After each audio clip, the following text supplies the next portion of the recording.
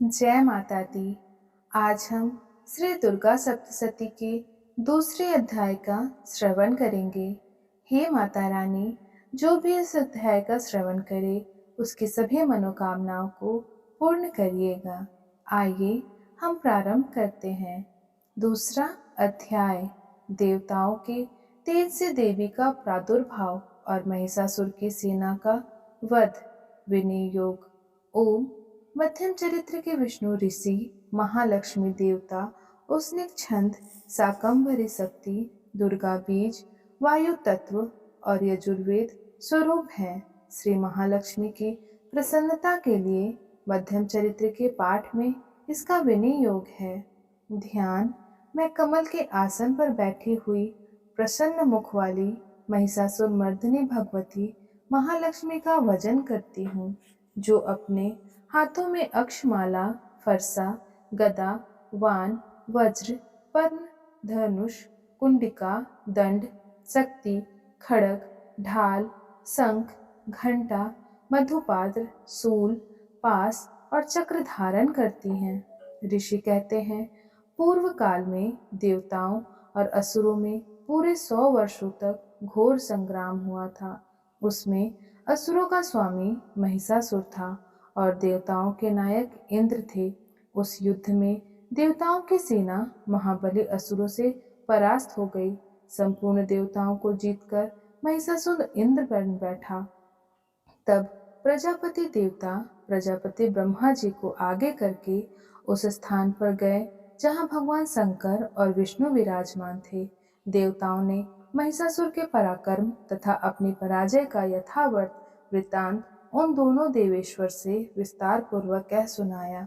वे बोले, भगवान, महिषासुर सूर्य, इंद्र, अग्नि, वायु, चंद्रमा, यम, वरुण तथा अन्य देवताओं के भी अधिकार छीनकर स्वयं ही सबका अधिष्ठता बन बैठा है। उस दुरात्मा महेश ने समस्त देवताओं को स्वर्ग से निकाल दिया है। अब वे मनुष्य की भांति पृथ्वी पर विचरते हैं। दैत्यों की सारी करतूत हमने आप लोगों से कह सुनाई।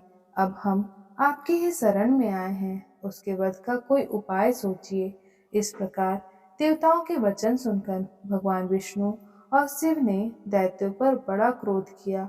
उनकी भौहें तन गई और मुंह टेढ़ा हो गया। तब अत्यंत कोप से भरे हुए चक्रपाणी श्री विष्णु के मुख से एक महान तेज प्रकट हुआ। इस प्रकार ब्रह्मा, शंकर और इंद्र आदि अन्य देवताओं के शरीर से बहुत भारी तेज निकला।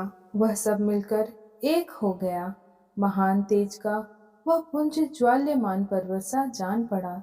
देवताओं ने देखा, वहां उनकी ज्वालाएं संपूर्ण दिशाओं में व्याप्त हो रही थी। संपूर्ण देवताओं के शरीर से प्रकट हुए उस तेज की कहीं तुलना नहीं थी।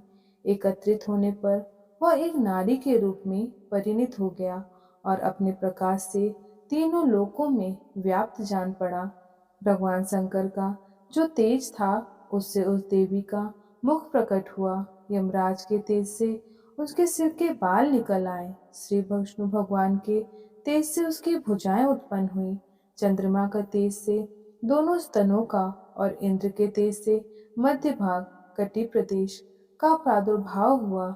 वरुण के तेज से जंघा और पिंडली तथा पृथ्वी के तेज से नितंब भाग प्रकट हुए।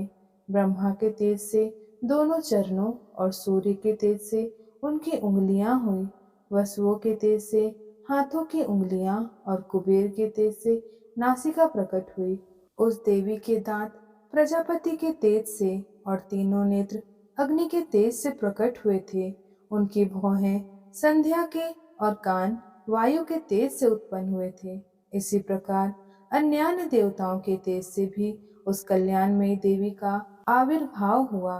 तदंतर समस्त देवताओं के तेज पुंज से प्रकट हुई देवी को देखकर महिषासुर के सताए हुए देवता बहुत प्रसन्न हुए। पिनाकधारी भगवान शंकर ने अपने सूल से एक सूल निकालकर उन्हें दिया। फिर भगवान विष्णु ने भी अपने चक्र से चक्र उत्पन्न करके भगवती को अर्पण किया। वरुण ने भी शंख भेंट किया। अग्नि ने उन्हें शक्ति दी और वायु ने धनुष तथा बाण से भरे हुए 2 तरकस प्रदान किए। सहस्त्र नेत्रों वाली देवराज इंद्र ने अपने वज्र से वज्र उत्पन्न करके दिया और एरावत हाथी से उतारकर एक घंटा भी प्रदान किया। यमराज ने कालदंड से दंड, वरुण ने पास, प्रजापति ने स्फटिकाक्ष की माला और ब्रह्मा जी ने कमंडलों भेंट किए। सूर्य ने देवी के समस्त रोमकूपों में अपनी किरणों का तेज भर दिया। काल ने उन्हें चमकती हुई ढाल और तलवार दी। क्षीर समुद्र ने उज्जवल हार तथा कभी जीर्ण न होने वाले दो दिव्य वस्त्र भेंट किए। साथ ही उन्होंने दिव्य चूड़ामणि, दो कुंडल, कड़े, उज्जवल अर्धचंद्र, सब बाहुओं के लिए केयरू, दोनों चरणों के लिए निर्मल नुपुर, गले के लिए सुंदर हसली और सब उंगलियों में पहनने के लिए रत्नों की बनी अंगूठियां भी दी। विश्वकर्मा ने उन्हें अत्यंत निर्मल फरसा भेंट किया। साथ ही अनेक प्रकार के अस्त्र और अभेद कवच दिए। इनके सिवा मस्तक और वक्ष स्थल पर धारण करने के लिए कभी न कुम्हलाने वाले कमलों की मालाएं दी। जल्दी ने उन्हें सुंदर कमल का फूल भेंट किया। हिमालय ने सवारी के लिए सिंह तथा भांति भांति के रत्न समर्पित किए। धनाध्यक्ष कुबेर ने मधु से भरा पान पात्र दिया तथा संपूर्ण नागों के राजा शेष ने, जो इस पृथ्वी को धारण करते हैं, उन्हें बहुमूल्य मणियों से विभूषित नागहार भेंट दिए। इसी प्रकार अन्य देवताओं ने भी आभूषण और अस्त्र शस्त्र देकर देवी का सम्मान किया। तत्पश्चात उन्होंने बारंबार अट्टहास पूर्वक उच्च स्वर से गर्जना की। उनके भयंकर नाद से संपूर्ण आकाश गूंज उठा। देवी का वह अत्यंत उच्च स्वर से किया हुआ सिंहनाद कहीं समा न सका। आकाश उनके सामने लघु प्रतीत होने लगा। उससे बड़े जोर की प्रतिध्वनि हुई, जिससे संपूर्ण विश्व में हलचल मच गई और समुद्र कांप उठे। पृथ्वी डूलने लगी और समस्त पर्वत हिलने लगे। उस समय देवताओं ने अत्यंत प्रसन्नता के साथ सिंहवाहिनी भवानी से कहा, देवी तुम्हारी जय हो। साथ ही महर्षियों ने भक्ति भाव से विनम्र होकर उनका स्तवन किया। संपूर्ण त्रिलोकी को क्षोभग्रस्त देख दैत्यगण अपनी समस्त सेना को कवच आदि से सुसज्जित कर हाथों में हथियार ले सहसा उठकर खड़े हो गए। उस समय महिषासुर ने बड़े क्रोध में आकर कहा, हाँ, यह क्या हो रहा है? फिर वह संपूर्ण असुरों से घिरकर उस सिंहनाद की ओर लक्ष्य करके दौड़ा और आगे पहुंचकर उसने देवी को देखा, जो अपनी प्रभा से तीनों लोगों को प्रकाशित कर रही थी। उनके चरणों के भार से पृथ्वी दबी जा रही थी। माथे के मुकुट से आकाश में रेखा सी खिंच रही थी तथा वे अपने धनुष की टंकार से सातों पातालों को क्षुब्ध किए देती थी। देवी अपने हजारों भुजाओं से संपूर्ण दिशाओं को आचाचित करके खड़ी थी। तदंतर उनके साथ दैत्यों का युद्ध छिड़ गया। नाना प्रकार के अस्त्र शस्त्रों के प्रहार से संपूर्ण दिशाएं उद्भाषित होने लगी। चिच्छुर नामक महान असुर महिषासुर का सेना नायक था। वह देवी के साथ युद्ध करने लगा। अन्य दैत्यों की चतुरांगिनी सेना साथ लेकर चामर भी लड़ने लगा। 60,000 रथियों के साथ आकर उदग्र नामक महादैत्य ने लोहा लिया। 1 करोड़ रथियों को साथ लेकर महाहनु नामक दैत्य युद्ध करने लगा, जिसकी रोएं तलवार के समान तीखी थी। वह असिलोमा नाम का महादैत्य 5 करोड़ रथी सैनिकों सहित युद्ध में आ डटा। 60 लाख रथियों से घिरा हुआ वासिकल नामक दैत्य भी उस युद्ध भूमि में लड़ने लगा। परिवारित नामक राक्षस हाथी सवार और घुड़सवारों के अनेक दलों तथा 1 करोड़ रथियों की सेना लेकर युद्ध करने लगा। विडाल नामक दैत्य 5 अरब रथियों से घिरकर लोहा लेने लगा। इनके अतिरिक्त और भी हजारों महादैत्य रथ, हाथी और घोड़ों की सेना लेकर वहां देवी के साथ युद्ध करने लगे। स्वयं महिषासुर उस रणभूमि में कोटि कोटि सहस्त्र रथ, हाथी और घोड़ों की सेना से घिरा हुआ था। वे दैत्य देवी के साथ तोमर, भिंदपाल, शक्ति, मूषल, खड़ग, परशु और पटिस आदि अस्त्र शस्त्रों का प्रहार करते हुए युद्ध कर रहे थे। कुछ दैत्य ने उन पर शक्ति का प्रहार किया, कुछ लोगों ने पास फेंके तथा कुछ दूसरे दैत्य ने खड़ग प्रहार करके देवी को मार डालने का उद्योग किया। देवी ने भी क्रोध में भरकर खेल खेल में ही अपने अस्त्र शस्त्रों की वर्षा करके दैत्यों के समस्त अस्त्र शस्त्र काट डाले। उनके मुख पर परिश्रम या थकावट का रंच मात्र भी चिन्ह नहीं था। देवता और ऋषि उनकी स्तुति करते थे और वे भगवती परमेश्वरी दैत्यों के शरीरों पर अस्त्र शस्त्रों की वर्षा करती रही। देवी का वाहन सिंह भी क्रोध में भरकर गर्दन के बालों को हिलाता हुआ असुरों की सेना में इस प्रकार विचरने लगा मानो वनों में दावानल फैल रहा हो। रणभूमि में दैत्यों के साथ युद्ध करती हुई अंबिका देवी ने जितने निश्वास छोड़े वे सभी तत्काल सैकड़ों हजारों गणों के रूप में प्रकट हो गए और परशु भिंदीपाल खड़ग और पटिस आदि अस्त्रों द्वारा असुरों का सामना करने लगे। देवी की शक्ति पड़े हुए वे गण असुरों का नाश करते हुए नगाड़ा और शंख आदि बाजे बजाने लगे। उस संग्राम महोत्सव में कितने ही गण मृदंग बजा रहे थे।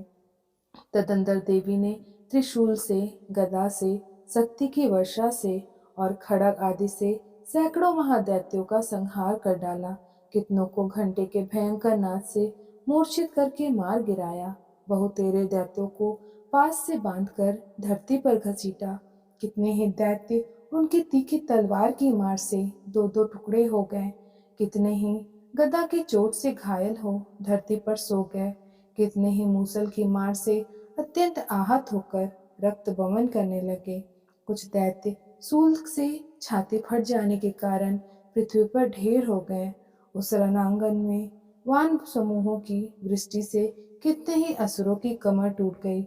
बाज की तरह झपटने वाले देवी पिंडक दैत्यगण अपने प्राणों से हाथ धोने लगे। किन्हीं की बाहें छिन्न भिन्न हो गई, कितनों की गर्दन कट गई। कितने ही दैत्यों के मस्तक कट कट कर गिरने लगे। कुछ लोगों के शरीर मध्य भाग में ही विदीर्ण हो गए। कितने ही महादैत्य जांघें कट जाने से पृथ्वी पर गिर पड़े। कितनों को ही देवी ने एक बांह, एक पैर और एक नेत्र वाले करके दो टुकड़ों में चीर डाला। कितने ही दैत्य मस्तक कट जाने पर भी गिरकर फिर उठ जाते और केवल धड़ के रूप में अच्छे अच्छे हथियार हाथ में ले देवी के साथ युद्ध करने लगते थे। दूसरे कबंध युद्ध के बाजों की लय पर नाचते थे। कितने ही बिना सिर के धड़ हाथों में खड़ग शक्ति और सृष्टि लिए दौड़ते थे तथा दूसरे दूसरे महादैत्य ठहरो ठहरो यह कहते हुए देवी को युद्ध के लिए ललकारते थे। जहाँ वह घोर संग्राम हुआ था वहाँ की धरती देवी के गिराए हुए रथ, हाथी, घोड़े और असुरों की लाशों से ऐसी पट गई थी कि वहाँ चलना फिरना असंभव हो गया था। दैत्यों की सेना में हाथी, घोड़े और असुरों के शरीर से इतनी अधिक मात्रा में रक्तपात हुआ था कि थोड़ी ही देर में वहां खून की बड़ी बड़ी नदियां बहने लगी। जगदम्बा ने असुरों की विशाल सेना को क्षण भर में नष्ट कर दिया। ठीक उसी तरह जैसे तृण और काठ के भारी ढेर को आग कुछ ही क्षण में भस्म कर देती है और वह सिंह के गर्दन के बालों को हिला हिलाकर जोर जोर से गर्जना करता हुआ दैत्यों के शरीर से मानो उनके प्राण चुन लेता था। वहां देवी के गणों ने भी उस महादैत्यों के साथ ऐसा युद्ध किया जिससे आकाश में खड़े हुए देवतागण उन पर बहुत संतुष्ट हुए और फूल बरसाने लगे। जय माता दी।